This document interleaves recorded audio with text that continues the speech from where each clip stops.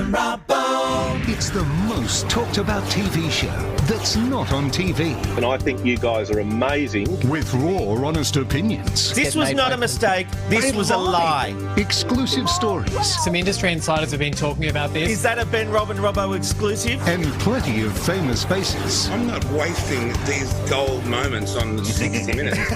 The Ben, Rob and Robbo Show is the new way to stream your news. This is the stuff that headlines are made of. Live every Monday to Thursday at 1 p.m. Australian Eastern Standard Time on Ticker TV or Facebook and Twitter at BRR Show. Watch live or on demand. Ben, Rob and Robbo. Streaming across the globe, Ben Norris, Rob McKnight and David Robinson. Ben, Rob and Robbo.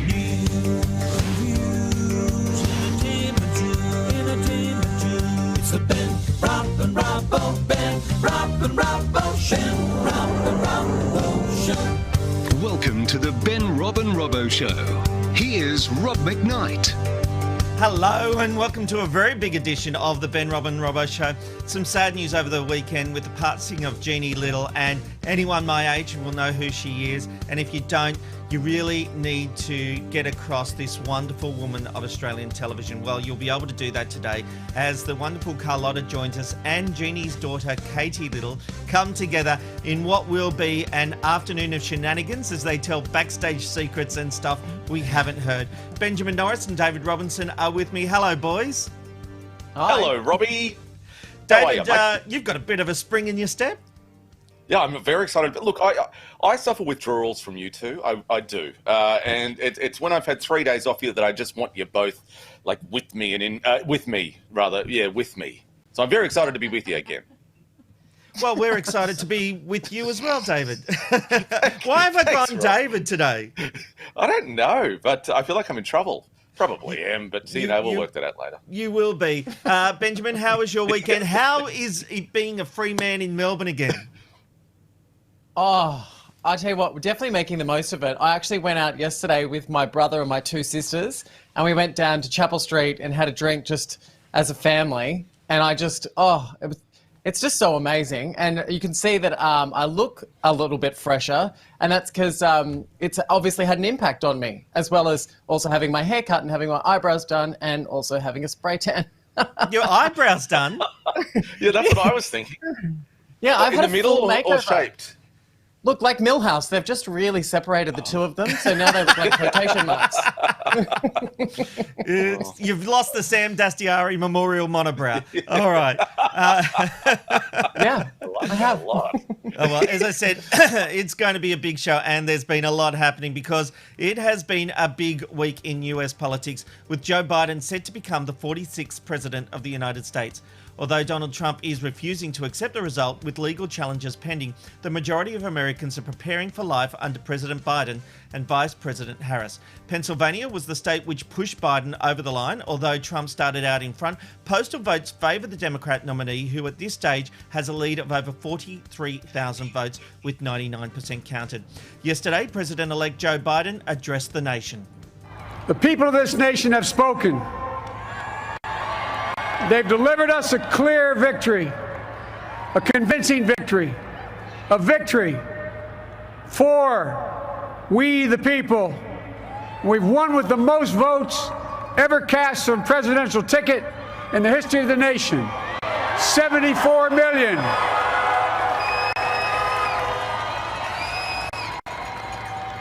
What I must admit has surprised me tonight.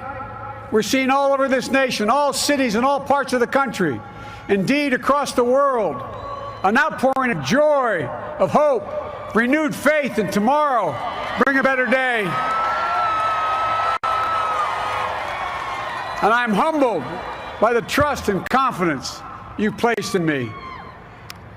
I pledge to be a president who seeks not to divide, but unify. Who doesn't see red states and blue states, only sees the United States. But as I mentioned, President Trump is refusing to accept the note, tweeting, "I won this election by a lot." And as you can see down the bottom there, Twitter has put a disclaimer under the tweet indicating the information is not truthful. The president went on to say the observers were not allowed into the counting rooms. I won the election, got 71 million legal votes, bad things happened, which our observers were never allowed to see, never happened before. Millions of mail-in ballots were sent to people who never asked for them.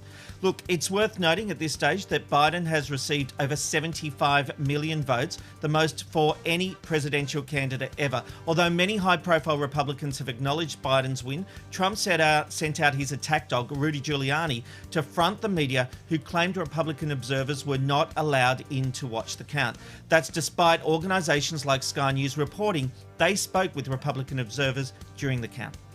So we are going to continue the lawsuit here. We're going to bring a second one, and then we're going to bring a federal lawsuit, and we're going to take a very good look at whether we bring this nationally. We certainly are going to bring it here and in Wisconsin.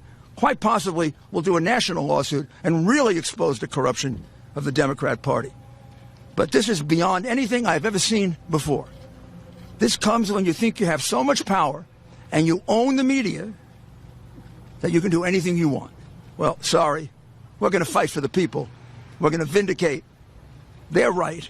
And the ultimate result is President Trump has won Pennsylvania. I've never heard of a count where you're ahead by 400,000 with 80+% counted, and they haven't called it for you yet. They called California the moment the polls closed.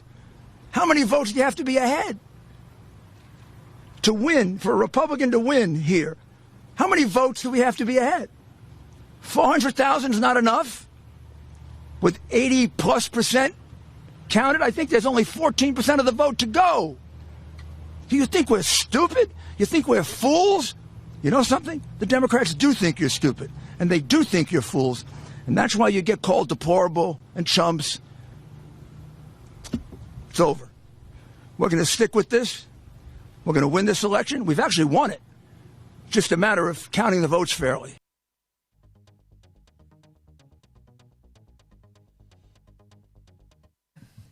Well, excuse me for that. Despite Giuliani lamenting the idea of, he puts it, the lamestream media declaring the winner, it should be noted that just like Australian elections, it's not unusual for the media to call the winner before the official result. The electors will cast their vote on behalf of each state officially on Monday, December 14, and Congress will count and certify the electoral votes on Wednesday, January 6. This is the process. So Trump is right. The result is not official until then. But that is also true when the media declared him the winner in 2016.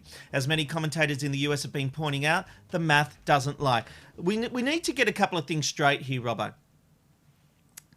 Yes, they were 400,000 votes ahead at the time, but the simple fact is not all the votes had been counted. It has been shown again and again that Republicans came out and voted in person because that's what Donald Trump told them to do, whereas Democrats did postal votes. Now, it doesn't matter how far you are ahead at any stage of the game if ultimately all the votes say that you've lost. Just because you're 400,000 or 700,000 ahead with 88% of the vote, if all the votes haven't been counted, it doesn't count. It is hilarious to me that they want to stop counting the votes they don't like.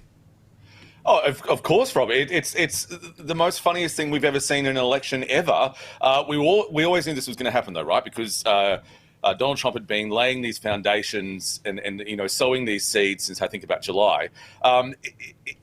They love television. Obviously, we know Trump does, and they want television to call it for them, but it just can't happen. There was also a bit of a policy across major networks in America where they said they wouldn't call it too early, that they were being very, very careful about saying anything or giving it to anyone until it was clear. But yeah, you're right. You can't say that someone's won if the votes haven't counted. Who cares if television calls it or doesn't call it? It doesn't matter. It has to be until the moment all the votes are counted. Isn't it funny, though, Rob, really quickly, that Trump has no problems with the states that voted for him, but it's only the states that didn't vote for him that are corrupt. And, that is it to a T, Robbo. And Ben, the world has accepted Joe Biden is the next president of the United States. And what has been fascinating about watching all this coverage is that it really just looks like Trump's legal team are throwing spaghetti against the wall to see if anything sticks, and so far nothing has. Yeah, absolutely right. But I mean, this is just classic narcissism, really. I mean, we expected this. I think, for people who thought that Joe Biden was going to win, they were always sitting there on the sidelines waiting for Donald Trump to come up with as much crazy spin. I just think, when we think about 2021 and we think about coronavirus and we just think about what we've been through, the only other two things we're going to remember is maybe Tiger King and Donald Trump, these two crazy, weird documentaries about narcissistic pigs that grab people in the pussy or whatever it is. Like, I don't understand. But we should not forget, he still got 71 million votes. So True. What's really interesting, more people came out and voted, but that is a nation divided. They are not the United States of America. There are a lot of Trump supporters. So whatever you think of the man and whatever we on the outside think and look at and sometimes just shake our heads and see the lies, there is a big portion of the population who still support him to this day, Ben. Yeah, absolutely. I mean, and I'm not really surprised about that as well, because he really is the person who represents a huge part of the American community. And the huge part of the American community are terrified of losing their power. And I said this on Thursday last week, in a post-election wrap-up. It's not really surprising when you see what's happened with old white men having their power taken away and then seeing them really struggle with this. And so they're the people I believe. And look, obviously I'm paraphrasing or I'm assuming this, but I genuinely feel like that's where Donald Trump has got his bread and butter, is those type of people, the outdated people. Yeah.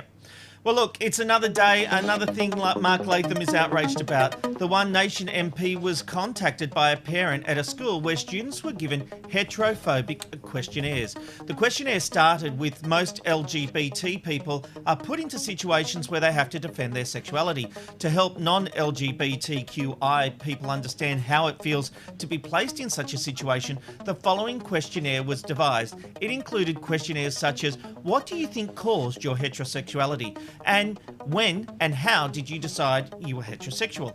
And is it possible your heterosexuality is just a phase you may grow out of?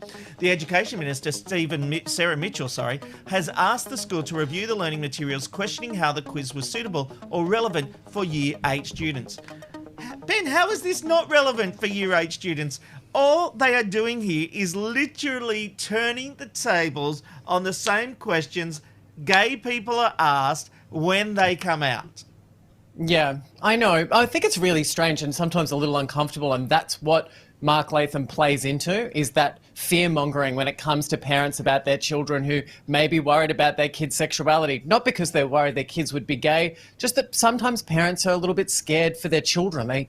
They a lot of the parents that are around, they either lived through the AIDS pandemic. There's lots of things, there's lots of connotations that link back to the LGBTI community that creates fear. And Mark Latham continuously wants to try and play into that. Now, when it comes to sexuality, and I feel comfortable talking about this, and that is that I honestly did not know that I was a gay man until I was in my 20s. I had an assumption when I loved Melrose Place and Nicole Kidman and Kylie Minogue, but I really just didn't know. And so, look, at the end of the day, the answers that kids are going to give these questions are just going to be organic and okay, because I would have answered that question as I'm straight when I was in Year 8, and I wouldn't have had a big problem with that. You can gather information, but it's not always going to be accurate. I've got friends that married people and then have come out of the closet in their 50s. So, sexuality is a really strange thing, and that particular age is not really the turning point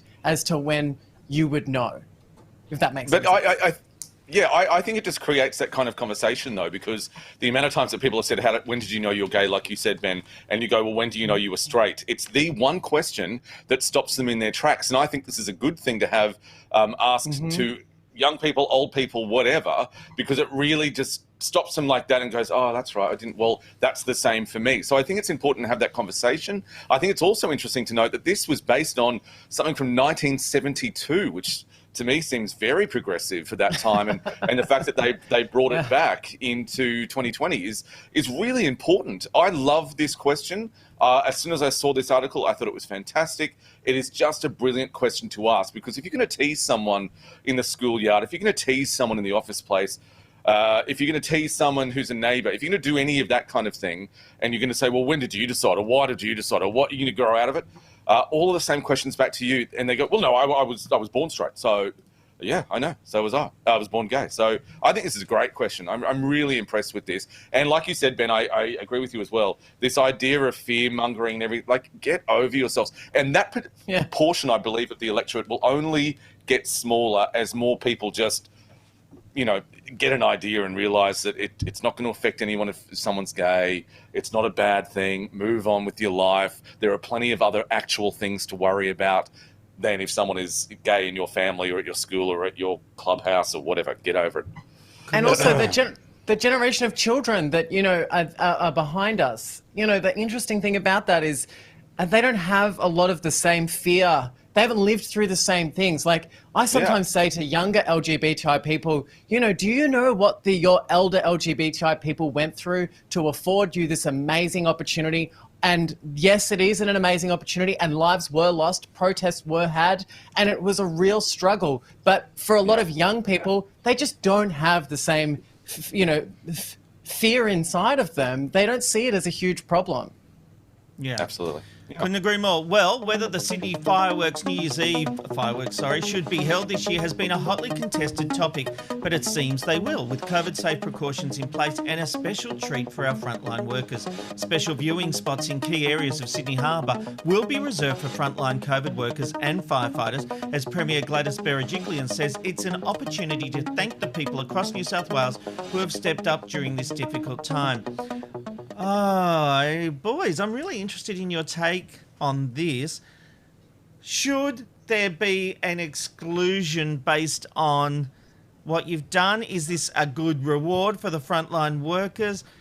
Is this a thing where people who might be desperate to see the fireworks are going to miss out? What do you think, Robbo?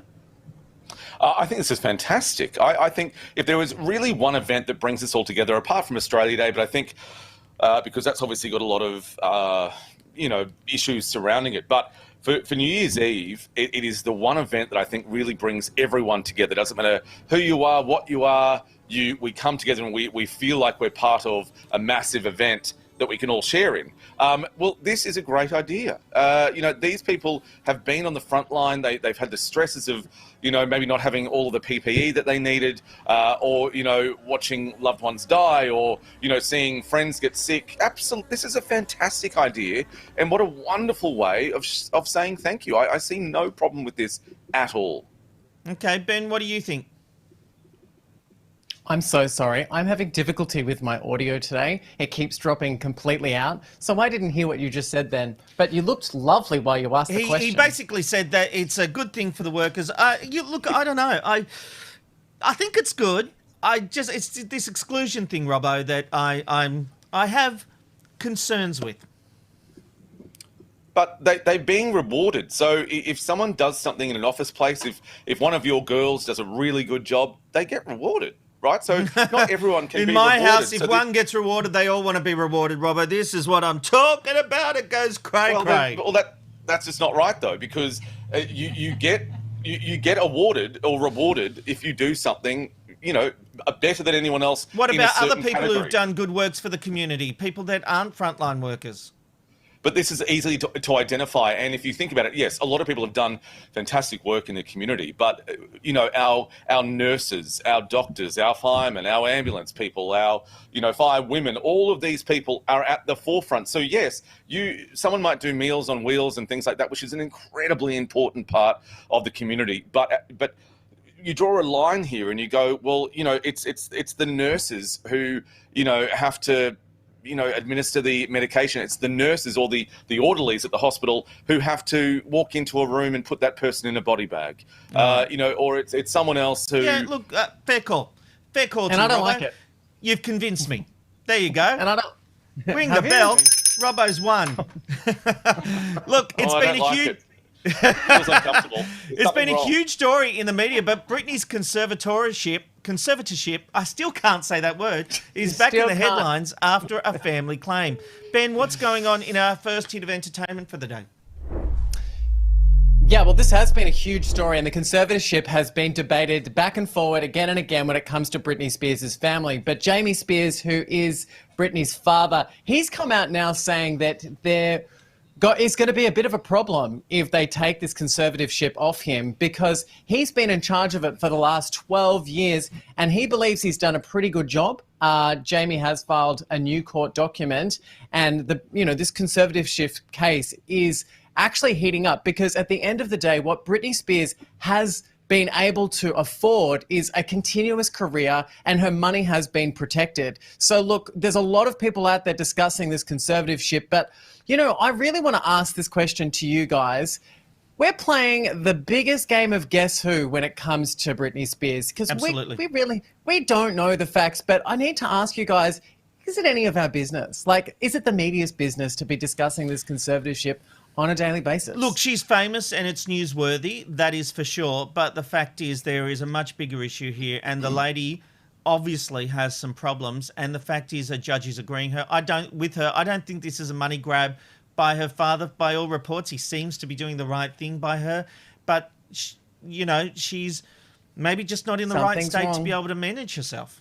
Something's wrong, and we don't know what that is. And Absolutely. We have discussed it on this show so many different times. But, Rob, as a father, I think that most fathers are trying to do the best things by their daughter, and I think it doesn't always translate. And here we are speculating about, the connection of Jamie Spears with Britney Spears, and, whether or not there's that organic relationship there and he has her best interest. But I think we should just trust that Jamie Spears is doing a good job. Robbo, what do you think?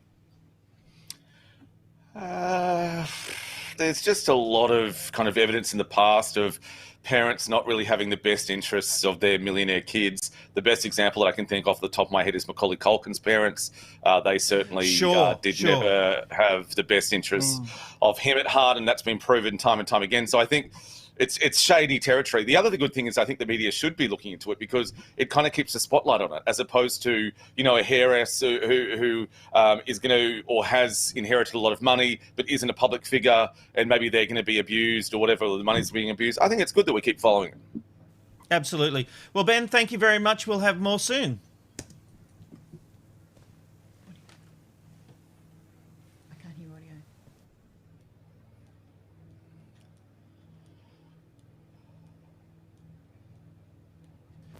Fashion icon, a gifted entertainer, and of course a Gold Logie winner.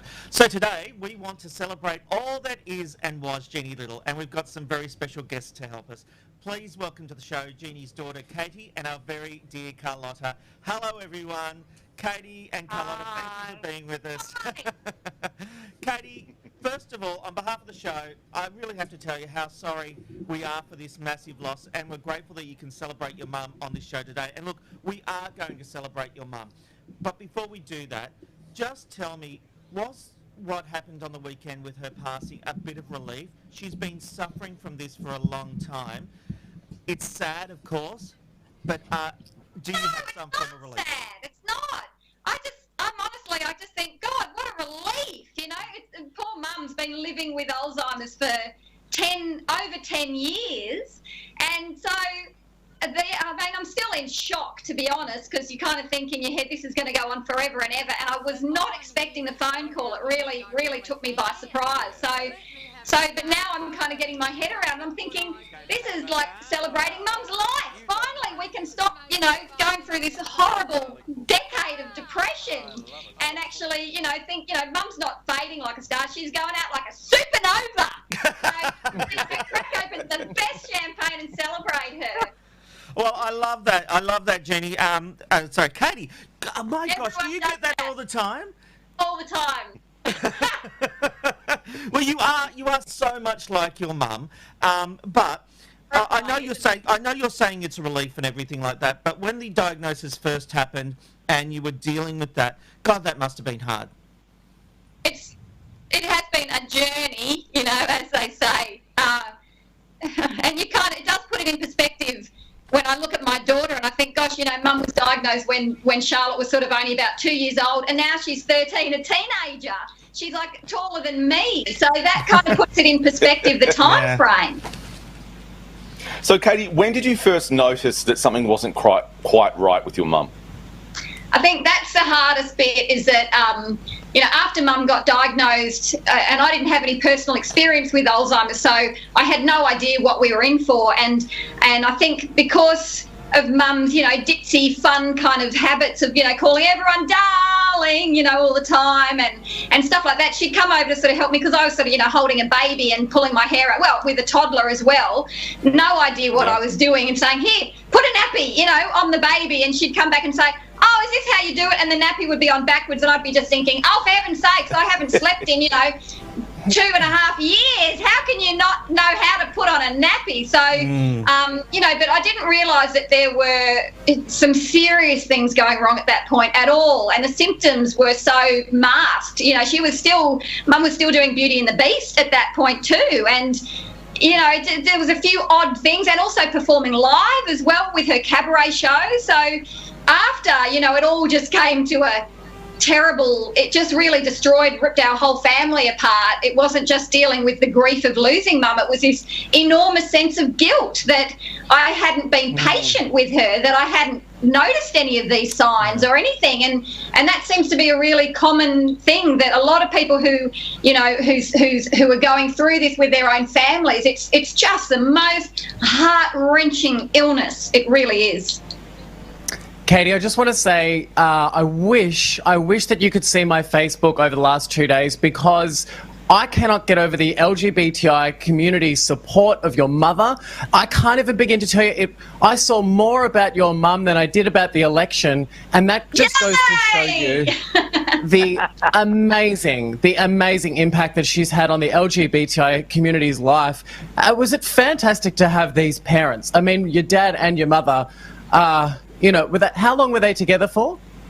Oh, like forever. Like, it's the most amazing, fascinating story. And honestly, that's why I did sit down to write my book, after Mum was sick and we went through the absolute torturous hell of, then Mum went into care and I've always been a writer, always wanted to be, and I thought I'm going to sit down and write a memoir about growing up as a child, really because I wanted to get back into the headspace of remembering Mum, how she wanted to be remembered, when she was, full of creative energy and unstoppable and wonderful, and really, the story itself of growing up in this big tall terrace house in Paddington with my mother in the sewing room upstairs, sewing, and my father down in the basement who was a fabulous interior designer, and their crazy relationship, that the book really, pages and chapters just wrote itself because of the intricacies and the most interesting, aspects of our whole, and I'm an only child, so it was such an unusual, fabulous upbringing, and really their relationship,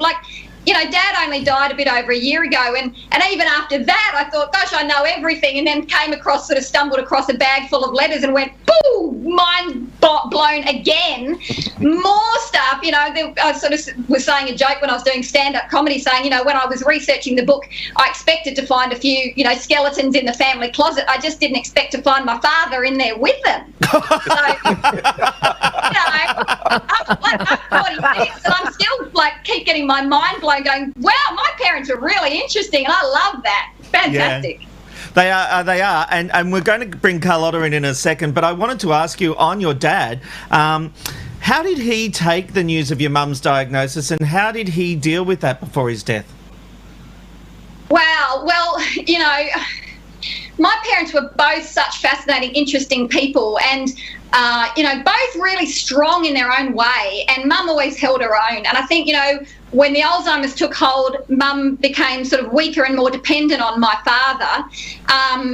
Even she'd sort of start saying a sentence and he'd sort of finish it for her. And that often happens with Alzheimer's and dementia too. And the problem is the balance, it just sort of went out of balance. And so Dad became, quite controlling of Mum, which, and then when Mum got sick, they were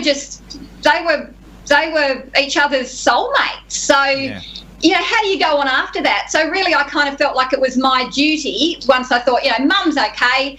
She's being looked after and she doesn't really know what's going on by this stage. So I just focused all my energy on my father and thinking, I just need to help him get through and to sort of get to a point I don't know, where life is worth living again. You know, how do you do that after someone as fabulous as my mum and the incredible life that they lived together? So, you know, it wasn't until suddenly, you know, complications happened with my dad, and we both realised that he was going to die, and there was this moment, I think, of like shock, you know, and realisation with the two of us to sort of go, wow, we got this far. We've got this far. I know it wasn't easy and it was difficult and strange, but we did make a bit of a life, you know, and muddled through for 10 years of, you know, a life after, you know, living without mum. Yeah. That's a long time. Well, look, Jeannie, of course, had a very interesting start to television. It all happened on the ratings juggernaut, the Mike Walsh Show. I don't know if people remember how big this show was. 3 people had dropped out, so Jeannie was called in at the last minute, and the rest, they say, is history. She went from dressmaker to national TV star. Everyone loved Jeannie, and it was only 2 years later that she won the Gold Logie. Have a look at this. Pardon me, I think I've got feather balls in my throat, I just think Mike Walsh, who we all adore. Oh, Katie, what a joy! What a joy she was. Do you know the story of that too? Because it's so funny. And it is like a true life Cinderella story that literally a guest, you know, dropped out of the Mike Walsh Show at the last minute. And so the people behind, you know, just went through the newspapers and saw a photo of mum in a maternity dress she'd made for herself, trying to look a bit hip and cool and not boring, with marching elephants going over the stomach, and went, she looks fun, stick her in a taxi and bring her in. And so mum had never been on television before, and she was just a, you know, a humble kind of bit of a crazy dressmaker. And they sort of dragged her in, threw her onto the television, pregnant with me, like 9 months pregnant with me. And mum sort of had never watched daytime television, said, oh, gee, Mike Walsh is very camp, isn't he? Not knowing that he was away at the moment, and it was actually John Michael Housen who was filling Mike Walsh. And honestly, I swear to God, John Michael Housen thought that the crew were playing a practical joke on him by sending on a drag queen with a pillow stuffed up her dress. So he kept saying the whole time, well, you come back and see us when you've had the baby then, won't you? And mum kept saying, all right, I will. And so that's really what they say, you know, that's just the most incredible, that's just amazing. It's the most incredible real-life Cinderella story. Katie, what an amazing story. I can't believe, I mean, I can believe that she was like a duck in water with television. But look, she once said that her life was one of the most exciting that it could have ever been. But then I just want to know, through the lens for you, what was it like for you having Jeannie as your mum? Well, I think that's chapter 3 in my book. That's the story. That was the question I always used to get asked. What's it like having Jeanne Little as your mother? And I'd say, you know, well, you get woken up at 7:30 in the morning every morning for school by Jeanne Little, and see how you like it. Because she was like that all the time. So, you know, she was fabulous, like non-stop. I think lots of people assume that she was, you know, it was a put-on performance like Norman Gunston, like a character. But it wasn't. It was mum all the time, just like that. I've got to say, I often thought it was a character. Carlotta, she was a much-loved friend of yours, wasn't she? Yeah, look, I've known Jeannie for years. I mean, I met Jeannie before Katie was born, and you know what it is with her is she was Australia's Lucille Ball. Yes. You know, she was just, you know, when you think of it, she was to Australia like Lucille Ball was to America. She was unique. She was different. I've always only had admiration for her. I had so many laughs with her when I worked with her, and she was so good to me when I first joined Beauty and the Beast, and I had to take over from Rose Hancock. And Jeannie just took me under her wing, you know, because I was very nervous about doing television. And she was, look, she's just an icon, and you know, and I miss her very much. But I've got to take my hat off to Katie. She's just, what a wonderful daughter, and what a wonderful. I wish I'd have had that relationship. You know, the stories of my mother and my stepmother. I just wish I'd have had that relationship, because that it was just. It's like dreams come true when you have a relationship like that with your parents. That's I so just think sweet, it's wonderful. Carlotta. She's been such a... I admire her so much. So, Katie, I'm talking about. So sweet. So sweet. No, but it's true, Katie. You know, you've been through tough times, darling, and you've stuck by her. You looked after your mum and dad. It's sad that it all happened together. And what I wanted to ask you about the costumes were, I hope they're going to go into a museum. If you've got some of her costumes left, they should go into a museum. She should be cherished. Wouldn't that be fabulous? And I'd love to do like an exhibition or something of Mum's costumes. Yes, you should. You should. It's because she was unique. I've never known anyone. I've been with functions with Jeanne. She says, "Oh, I don't know what I'm going to wear," and then all of a sudden she gets on that little banana. And off she goes, and she comes out with the best, honest to God, she could make a dress out of, well, she did, out of toilet paper roll. It is insane, isn't it? I don't think everybody, knew either that Mum, designed all her own stuff and made everything. Those crazy hats. I remember one Logie's, she arrived, and she had bloody seagulls all over her. And we just looked forward to, and I remember a Beauty and the Beast time, when we were doing Beauty and the Beast, we did a thing on Mardi Gras. And she arrived, and she said, I heard her in the dressing room, and she's saying, "Oh, I hope Carlotta doesn't get upset with what I'm wearing." And when I looked at her, I just pissed myself laughing. She came as half man, half woman. Oh, how fantastic. Carlotta, was she the same? I've got those photos in my album. Look, I tell you, she was just... And she thought she'd upset me because she was half man, half woman. I said, well, you got it right. Carlotta, was she the same on air as she was off air? She's exactly... Jeannie never changed. I mean, Jeannie was unique. Everyone used to say to me, oh, she puts that on. And I said, no, she doesn't. That is Jeannie. Yes. Jeannie, that is Jeannie. That's why she was so unique. She is Australia's Lucille Ball. Yes, she is. Absolutely. The stories that, oh my God, I could tell you about Beauty and the Beast. I mean, Stan didn't know how to handle her. Well, tell them, Carlotta. Tell them. That's what you're here for. Well, Stan couldn't handle it. He said he was frightened what she was going to come out with, but she came out with some classics. And, it was just, Jeannie was just television. She should have had her own shows. That's what I really respect about Mum, particularly the last few years where politics, world politics and everything has become so divided. And I think that's really, I've taken a lot of inspiration from that. But I think I'm not going to be afraid to say something, not in a hurtful, awful way, but Mum used to at least start a conversation. And so I did a whole blog post on it, to do with stand-up comedy, like, the more terrifying thing, to do with the George Floyd Me Too movement isn't racism. It's not talking about racism. It's about, going off in two separate directions and not bridging any communication at all. And you kind of think we've all just got to get over ourselves and just kind of think, we need to talk about some of these serious issues without it, just blowing up into some kind of crazy thing where nobody's getting on with each other. So Mum was really fabulous at that, communicating with people. Look, darling, you know what? There's a story I want to tell you, which I don't, because I'm one of those people, I've never spoken out of school too often. But Jeannie came along to my This Is Your Life. And she came up to me after, when I had the after party, and she said to me, Carlotta, she said, isn't that Abe Saffron? And I said, yes, love. She said, she said, you've got everyone and gangsters. I just wet myself laughing because that's the way she was. That's the way she was. She had such a dry humour, and I loved it.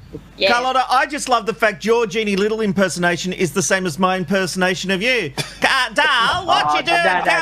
No. I'm sorry, honey. Rob, do me a favour. Do not do impersonations. Oh, no, he sounds like that Tasmanian girl. What's her name? Reggie. Reggie Bird. Reggie. No, you sound like Reggie all the time. Yeah, Yes, they're the same impersonation. There is no difference between my impersonation of Reggie and you, and now Jeanne Little I can do, apparently. No, but I'll get over it. Well, talking See about what I have to voices, put Katie. up with, Katie? Actually, I was thinking while you were telling that story too, lovely, there was one incident that popped in my head. Lovely Channel 9 said, come in one day and watch the show being filmed just as a thank you for me doing something. I went, oh, that's really sweet. And it was actually lovely because I got to take my family along to watch I don't even know is it the Today Show? I'm not up to date with everything. And yes, it's so the I dragged Today them all on because I used to go there as a little girl at the Willoughby studio. So it was quite fun for me to take along my kids and my husband, not being on it and just able to sit. And they gave us a little special couch. And I thought, gee, this is sweet. Anyway, little Hunter, who's sort of 8 years old, was sitting beside me and sort of pointed across the room and was looking terrified. And I sort of said, what's the matter? And he said, oh, is that Donald Trump? Because there was this man in very, very bright orange foundation, and it was Richard Wilkins. Laughing. We had to sit there going... So it runs in the family. Well, and I tell you another thing about her, Katie, what a lot of people don't know, she was a fabulous cook. Yes, she was. Oh, my God. You know, she used to give me recipes, and I remember I sent a picture of it. We ate her, and when we went to lunch one afternoon, and she did this salmon. I can't begin to tell you, and it was done with cheese and cream. Unbelievable. There's a photo of it. There's a photo of it in that photo I sent Rob. Yeah, we've got it up. I couldn't believe what a great cook she was. Did you ever get to eat the 1,000-layer cake? Was it 1,000-layer cake? Love. 1,000-leaf yes, cake? love. Yeah. Gastronomic delight. Yeah, heart attack material. Unbelievable cook, and a lot of people didn't know that about her. Yeah.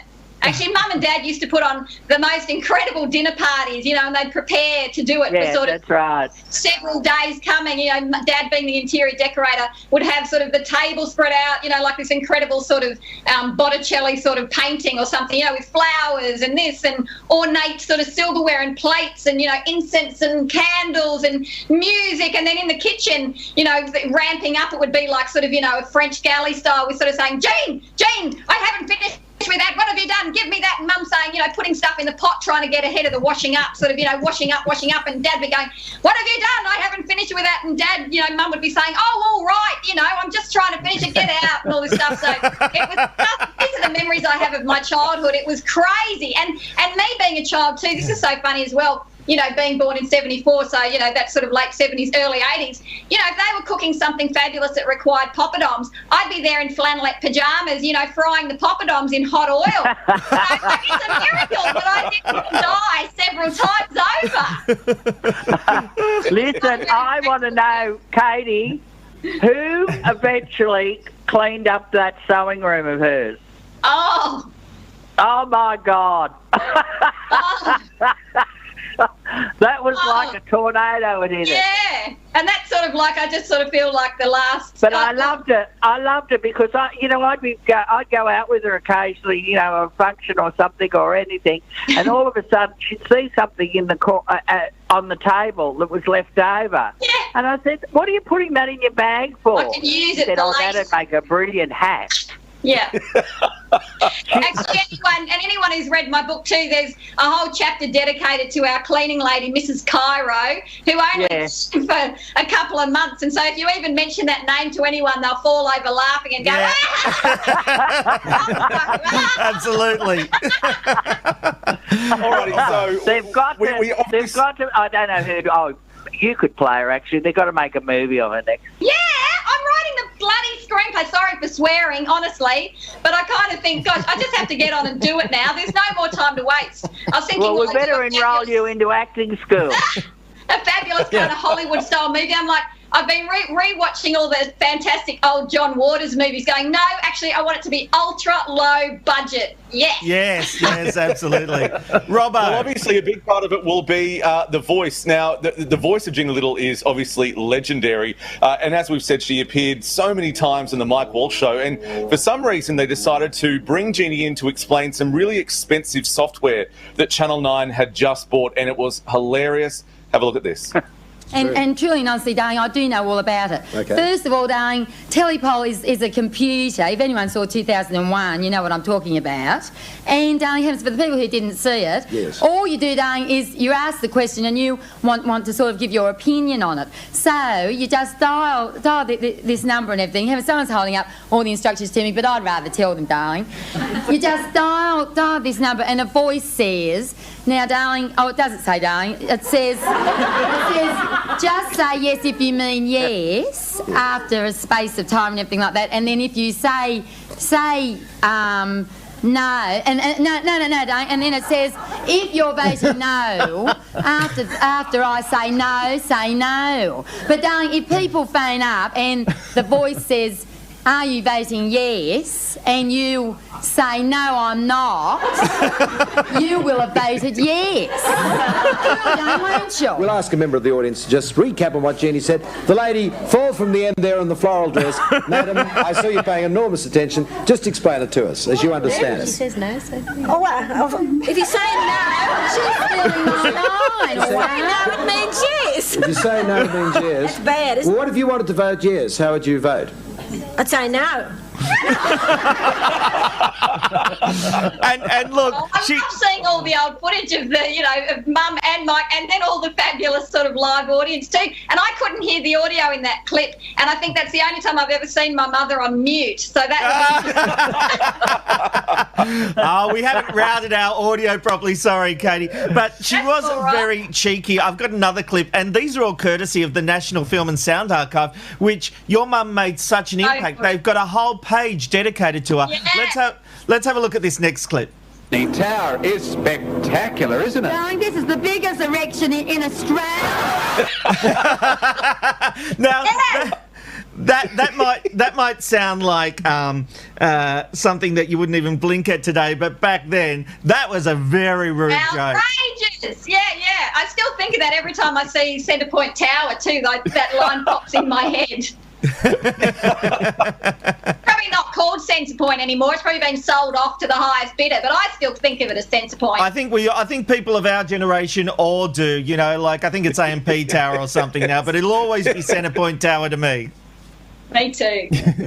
And Katie, we have also managed to dig up this little gem, which is amazing. Does Katie talk as well, or are you the only one? Do you talk? Mummy talks a lot, doesn't she, Katie? Yeah. See, she hasn't had time to learn, darling. No. Say darling for me. Hello, darling. Come on. Oh, right, come on, let's start. Mama says no play. This is a work day. If you will help me climb up the tall tree, shake the papaya down. Oh, yes, the hips have to go all the time. Well, I think it's going to be a chart buster. I think it's going to be sensational. That's absolute. Now start the other one. Oh, no, don't. No, well, look, very nice meeting you, Katie. And Mum, thank you for being with us today. Oh, and those hips have never stopped jiggling, have they, Katie? And I'm flashing a nipple. Oh. Yes. Katie, was there ever an expectation that you were going to follow in your mum's footsteps? Like, was there a lot of pressure? Yes, all the time. I've just been waiting in the wings a long time. Well, Katie, Carlotta, I've got to ask, is there one last thing you want to say to Katie? We have, this has been a fabulous interview, and I've just loved this. But Carlotta, I'll give you the final word. Katie, love you, darling. I tell you what, as soon as this girl up here opens the borders, you and I are going out for a drink, darling. Yes, we are. Yes, we are. Same here. Adore you, I love you, sweetheart. You've done a marvellous job. She'd be so proud of you. Oh, cheers, darling. I couldn't agree with that. And Katie, I almost called you Jeannie again. That's cool. I answer to anything. You know what? We'll have to get you on the Ben, Rob and Robbo show just to be our fourth panellist and get your views on all the hot topics of the day because you are a star in your own right and you do have a lot to live up to with your mum. Sorry? I love being controversial. Great. Well, that's what we are here, so you're more than welcome. Hey, look, if you want to relive or discover the brilliance that is Jeanne Little, head to the National Film and Sound Archive, search her name, and there are heaps of brilliant clips from her career. Carlotta, thank you for joining us today. Thank you, darling, and I think that's a brilliant idea, her joining your show. I have them occasionally. Katie, seriously, love your work. Thank you very much for being on the Ben, Rob and Robbo show today. Absolute pleasure. Gee, it's been a delight. Thank you. Oh, wow, boys. What an afternoon. That was amazing. I think it's so good to hear them talking. Yeah, when they hear them talking. For a while there, I thought we should take a break and let the girls just talk about the old times. I know, I put my feet up. I swear to God. And that's the exclusive material you get here at the Ben, Rob and Robbo show. No one else had Carlotta and Katie Little having a chat together. And it really was just a fabulous chat, wasn't it? Well done to them, Ben. Yeah, absolutely. I just want to be a part of that catch-up that they end up having because whilst I probably can't drink as much champagne as those two ladies, I could definitely try just to hear the stories. I think you'll be under the table first. Hey, look, it's time to get a hit of entertainment. And Ben, the latest Big Brother for Channel 7 is only a few weeks into production and it is set to hit our screens March 2021. But you have some latest breaking exclusive goss. What can you tell me, my friend? Yeah, absolutely. So, over the weekend, two girls were in lockdown. You may ask, why were they in lockdown? The show's already been in production. But look, they were getting set to make their debut as intruders.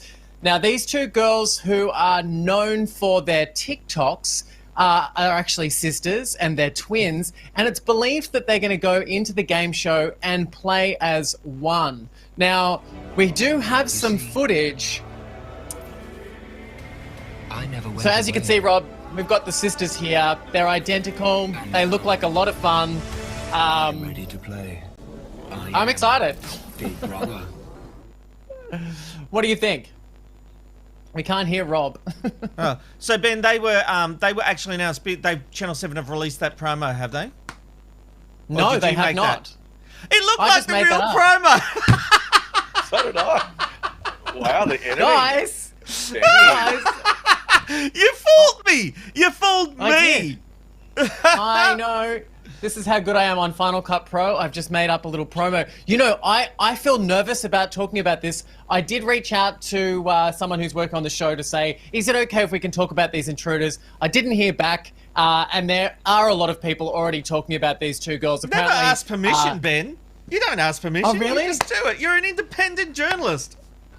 I know, but I also just think, you know, what happens if it was a part of a big twist or something and I ruined the twist? And so as a big, not just, I mean, obviously I want to gossip about Big Brother, but I don't want to ruin the show for people. So I don't think a couple of TikTok twins going into the Big Brother house is a major issue to talk about. Like, it worries me when this kind of thing happens. Where are the real people? Or is it all just going to be TikTokers, Ben, going in? Agreed. Oh, well, I loved Kieran Davidson. I thought he was a great housemate last year, and he was, you know, popular on TikToks and, you know, was known for his world's worst driving in Adelaide. And you know, look, he was probably the standout person along with Angela in last series. So maybe the producers, when casting, just thought, hey, let's go and find somebody. Let's find people that are resonating with people on these tubes. Because at the end of the day, you know, Channel 7 is trying to appeal to a younger audience, and that younger audience is probably, you know, adopting TikTok. So you can kind of see where they're going with it. Look, I don't mind the idea of a couple of influencers because every executive thinks, oh, they've got millions of followers. In my experience in the television industry, that has never translated to ratings. Every time someone has pitched, Robbo, you will attest this, whenever people used to pitch, oh, we've got a TikTok influencer or a YouTube, you know, they've got millions of viewers. And the first time I started taking a couple of people on and they never translated into hard ratings, did they, Robbo? And what was my rule? There were so many of them there, so I feel... My rule was, no, we're not putting them on unless there is a point to putting them on, and they... talk to our audience. I think you two are jealous. No, we're not jealous at all. You know, really quick story. There was a woman who was an influencer who came into a Gold Coast cafe and she goes, I've got 8,000 followers, so can I get a free froyo? And the woman was like, no, you can't. Like, who cares who you are? And then this woman wrote a really bad review. And so now this cafe owner has had to put a big sign outside saying, no influencers, no free food. Oh, a win for common sense. Absolutely. A win for Couldn't real agree people. more with that. Yay. Yes. Woo. All right, Ben, last week... I have to disagree with the two of you because I've been given lots of free shit before, and it's because of my influence. I get free, and I get sent free stuff. The Mandalorian, just last week, Disney sent me a whole lovely package, but that is fine because they're making the choice. I don't go demanding, you better send me some stuff. That's just lame. Oh no, I wouldn't do that, but I will say though that I've been given free clothes, I've had free haircuts, I've gone on holidays that I've never paid a cent. My mum and I once got flown to an island and we didn't pay anything for the whole time we were there, and it's because we were apparently influencers. We laughed the whole time because we thought how ridiculous. We were like, what is going on in the world? I mean, we were so grateful, and everyone that took us on this island, we were like, you know, Japanese tourists, thank you. Oh my God, I love what's your going on? life. I love it. But Ben, we are running out of time because we're talking too much about influencers. But look, this is serious because last week we heard the court ruled in favour of the British press regarding that accusation Johnny Depp was a wife beater. And now we can start to see the fallout of that. What's happened? Yeah, look, it's highly speculated that Johnny Depp will be ending up in the Hollywood bin, you know, alongside Kevin Spacey.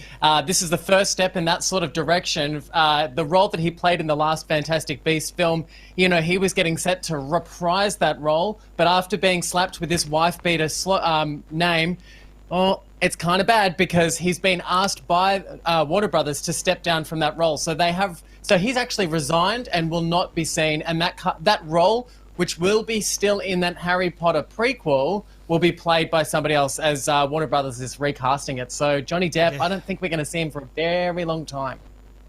Well, someone that we have been seeing a lot of, and that is, of course, Kylie Minogue. She had that sensational virtual disco tour, and she appeared on Melbourne's 3AW to discuss her love of disco. What can you tell us? Yeah, and look, it's hard to imagine Kylie Minogue lining up for a nightclub, but it's even more hilarious to know that she didn't get let in. Look, check out this chat that she had with 3AW. Hey, tell us about the album. Obviously, disco-inspired. Bit of a giveaway, the fact that the album is called Disco. Were you a disco chick in the 80s? Okay, later 80s. I do recall going with Charlene Fenn, who played Nikki on Neighbours. We were great friends then, and we still are great friends. And we remember not getting into Chasers. So that's that's one of my not so wild disco stories. You know what? It was very hard to be a Kylie fan back then because she never got played on radio. People didn't like her. She was seen as a bit of a joke. Who's having the last laugh now? Kylie Minogue. That's who. Oh, 100%. I just want to also quickly shout out to you that Chase's nightclub is an institution in Melbourne. My mum and dad went to Chase's nightclub back in the day, so that goes to show you how long it's been around. But it actually is operating under a different name now. It's a gay nightclub called Poof Doof. And I tell you what, Kylie Minogue, she would not be knocked out of Poof Doof. They Absolutely would be like paying her. And Ben, we have to go. There's a lot of poofs there that love her, to be honest with you. We have to go. Thank you for your insight. Thank you, everyone, for joining us. We will see you tomorrow on the Ben, Rob and Robbo Show. And Thursday, Perez Hilton will be joining us. A big week full of great interviews right here on the Ben, Rob and Robbo Show. It's the Ben, Rob and Robbo, Ben, Rob and Robbo Show. Ben, Rob and Robbo.